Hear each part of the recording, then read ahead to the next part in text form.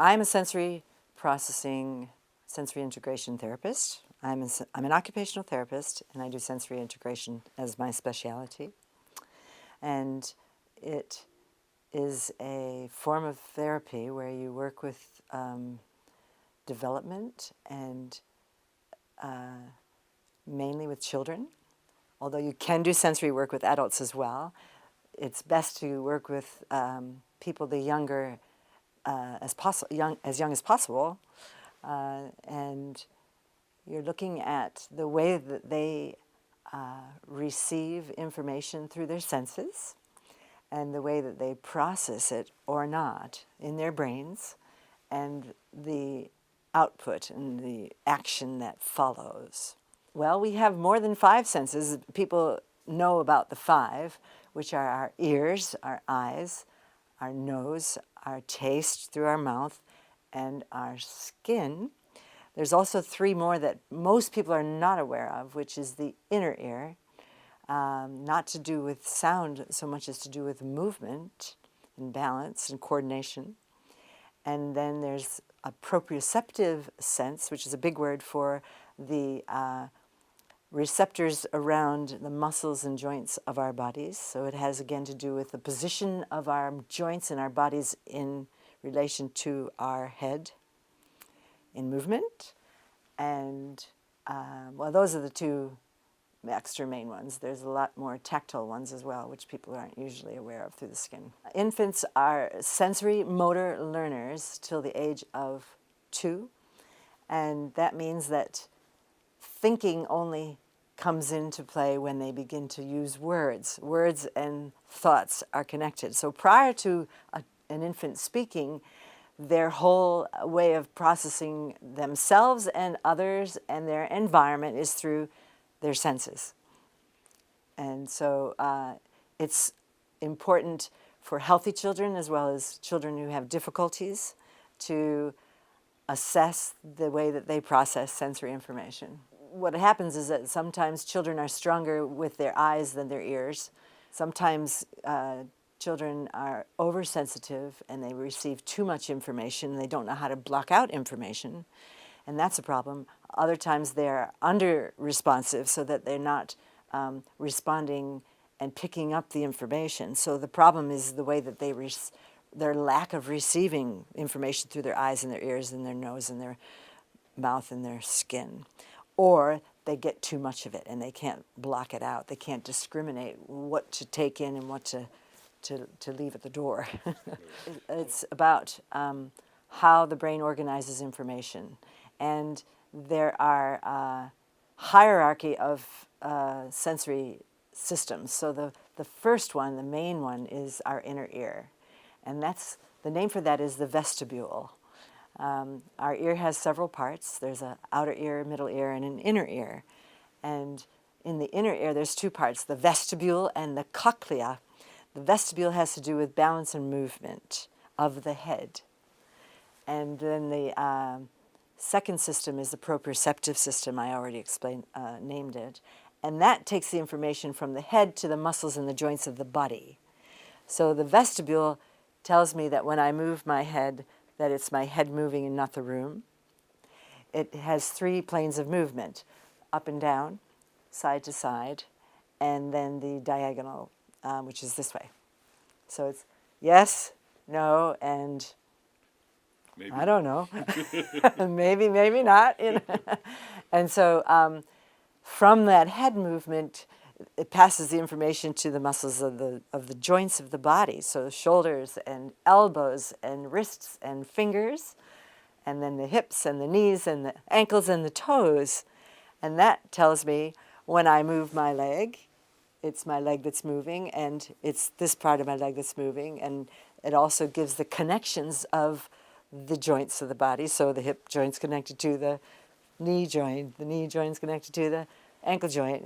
All that information has to get relayed to the brain. And then the brain gives meaning to it. So these are all passed by electrical currents and across synapses. It's all neurotransmitting. And so anywhere that there's a blockage in that process, then the information's not going to get there, or it's going to get there late, or it's going to get there confused, and you could have a traffic jam, so that you got information coming from your eyes and your ears, but and your joints of your fingers and your skin, but it's all clogged up at a certain place where the brain can't utilize it because it's not getting through to the right places in the brain. And so these are the kind of things that a sensory therapist assesses and works with. Where are the blockages? Is it too much information? Is it not enough information? And then how do we push through those blockages to help the brain to organize the information better so that the person can use it. It's always good to work with a parent or a carer, because they need to understand what they see. Because what usually goes wrong is a child's behavior. So they don't necessarily understand that it's a sensory issue or that it's a neurological issue. They see it as a behavioral issue. So then it's really good for the parent to be there when a therapist is working, because the therapist can then explain and help the parent to understand what they see. And a lot of behavior is based on sensory processing disorder. A lot of bad behavior is based on poor sensory processing. And so it really helps the child and the parent to understand what the cause of the behavior is. For instance, if a child is receiving too much information from their ears, and you'll see with children on the spectrum, meaning the autistic spectrum, a child who's autistic, on one end of the spectrum is autism, and the other end is sensory processing deficit. So a child who's autistic always has sensory processing difficulties. But a child who has sensory processing difficulties isn't necessarily autistic. So with autistic children, often they'll put their hands over their ears, or they'll scream, and they'll move their ears like this, they'll flap their hands over their ears, or they'll block their hands, or they'll go like that. Or when you turn on an appliance in the home, maybe a vacuum cleaner, or a blender in your kitchen, or a washing machine or a dryer, then the child will become very agitated. And it's because they're receiving the sound amplified through their skin and through their bones as well as their ears, and they can't block that sound out. So then they might start screaming, they might start running around the room, they might go hide somewhere, and a parent wouldn't necessarily understand why the child is doing that, and they wouldn't necessarily connect it to too much sound or too much vibration. And sound and vibration are just on a continuum of well, actually, light, sound, and vibration are all on a continuum of frequency of how strong it is. And so the therapist would then, I call it being a sensory detective, where you begin to kind of figure out, okay, well, what sensory system is having a difficulty with this, and is it too much, too little? And then once you figure that out, then you can know how to help the child. So if a child is oversensitive to sound, then really simple things you can do is put something on their skin or on their head, like a hat, or like earmuffs, or a headband, or just put more clothes on them, and then the sound will hit the fabric before it hits the skin, so it'll dampen that input. It's kind of a simple solution. Another thing you can do is put weight on the child. So you can, we have clothes, therapeutic clothes that are weighted vests, and that gives, because weight on skin and on joints calms a child down. And so when they're getting too much information, it causes them to be very anxious. And so the weight to the fabric will also block out, but it also calms them at the same time. It's a bit like a massage. When you put pressure on your body, that's calming. And so any kind of pressure will calm that child down, as well as try and block out the sound that's coming in. Parents are usually very keen to be part of the therapeutic process, because it's a whole language that they understand. I call it the sensory paradigm. And a paradigm is a conceptual way of seeing something. It's a way of seeing. And so when you begin to see through sensory processing, then it shifts a lot of guilt off the parent, and it certainly shifts a lot of shame and guilt off of the child, because they're not coping with their environment, they're not coping with their bodies, they're not coping with other people. And often the parent doesn't know why. And so it comes as a great relief to see that the therapist has an understanding that gives the parent understanding, because the parent is the number one advocate for a child with special needs. So the parent has to understand what's going on with their child. And then the other thing is that there's so much they can do at home and at school, if they're in school, and in the car, in the supermarket, in the activities of living that will make life easier for the child and hence for the parent, that usually the parent is very keen to be part of it. And the best way is to see the therapist at work with the child, to see the child change, to see what the therapist does to make the child okay. And it happens often straight away. So the child will be in the middle of a meltdown, for example, and a very simple intervention is to put something in their mouth and something in their hands. And like what? Well, if a child has difficulty moving from one place to another, and that's often because they're what we call lost in space. And so their inner ear is not telling them, that's the navigating system, the compass of the body, the compass of the ear is the compass of the body, is not telling the child that when I move my head, it's my head that's moving, not the room. And so they're really, and that when they, if a child has really difficulty with spatial relationship, they won't even be able to go across the center of an empty room. They would have to hug the wall. Why? Because by touching the wall, they know where they are. But if they just walked right through empty space, they wouldn't know how to negotiate the space, and they wouldn't know how to move their bodies through the space. Sounds very serious. That's how disabling it can be, and I've seen it many times with children. And then they just don't know how to. So if you're calling them across the room, they won't go. Or they'll have a meltdown and start crying. Or they'll run away. And the parent thinks they're just being difficult.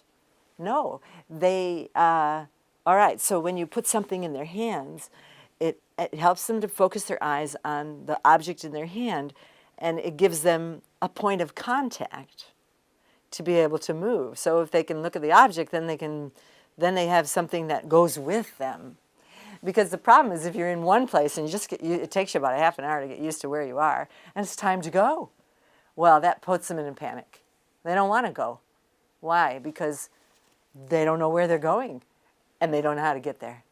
And so the reason why you put something in their mouth is the jaw is the most calming joint in the body.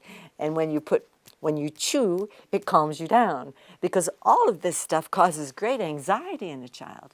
And it's the anxiety that causes the bad behavior.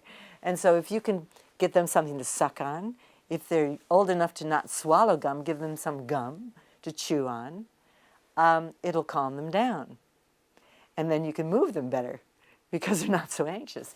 And then you give them something to play with in their hands, something they can squeeze, something nice to look at that preoccupies gives their attention and their focus. Then you can grab their hand or their elbow and escort them out the room. Swinging is the best therapeutic tool to use for the inner ear dysfunction, because what you want to do is figure out when they move in which direction and how much they can move before they become completely disoriented or overwhelmed. The technical term is called gravitational insecurity, which is a big name for not even feeling safe to have their feet off the ground. Because as soon as their feet are off the ground, they are completely disoriented. And it's very frightening. It's almost like feeling like you're going to fall off a cliff or fall into a deep, dark tunnel. You really don't know where you are. The closest people might be able to understand is if they have vertigo or motion sickness. That's all part of the inner ear and the vestibule. And so when you put a child on a swing, then you can work with that in very precise detail. It's to do with your balance, and then that has to do with postural reflexes. A lot of these kids, when their shift is off, when they're off balance, like they're on a moving surface, like a swing or a board that moves, tilt board, when they're moving this way, they don't know that their head should go that way to center themselves. So they just fall. The head doesn't correct it because the head isn't detecting the movement. The ear isn't detecting the movement, so the head doesn't go like that. But if I were to shift you off balance, you'd go like that. If I was going to push you over that way, someone's going to push me, I'd go like that. And my whole body would arch that way to come back to center. A child with difficult ear perceptions or reception of that sensation just falls over. So can you so improve that? Oh, absolutely. What you're doing is you're building new neurological pathways, and you're breaking through the resistances, or you're heightening the sensory input so they can feel it. So if they can't feel it, the problem is under response, then you heighten the sensation so they begin to develop the relay system to feel it. And if it's too much, then you dampen it so that they're not overwhelmed. A child who has gravitational insecurity, you're not going to get them on a swing straight away. Why not? Because they won't let you lift their feet off the ground and be on it without someone holding them. And So what do you do? well, you have to build it up in stages, and a child's work is play, so everything has to be done as play and as fun, and you're always having to capture their attention, because the other problem is that the eyes are hardwired to the ears, and so a lot of these kids who have trouble with their balance and equilibrium, their focus is terrible because their eyes aren't working in coordination with their ears, because balance has a lot to do with your eyes. When someone spins around like a ballerina, they focus their eye, and then they spin, and then they focus their eye, and they spin, and they focus their eye. So the eye focus is really important to balance. Well, these kids' eyes are like, the muscles of their eyes are low tone, so they don't have any focus. Your first job is just to get them to look at you, or to look at the thing you want them to pay attention to. And that can take weeks. But again, the parent needs to understand, okay, our first problem here is focus and motivation, which are very connected. And so you got to learn to be very playful. You got to learn to use a lot of different sensory input at the same time. So when you want to get them to move, add sound, because singing, sound and movement are like a marriage, and one cues in the other. So if they're not getting it through the movement, get it through the sound. If they're not getting it through the sound or the movement, get it through the touch, the sound, and the movement. So you got the hands-on thing. And that becomes the skill of the therapist, really.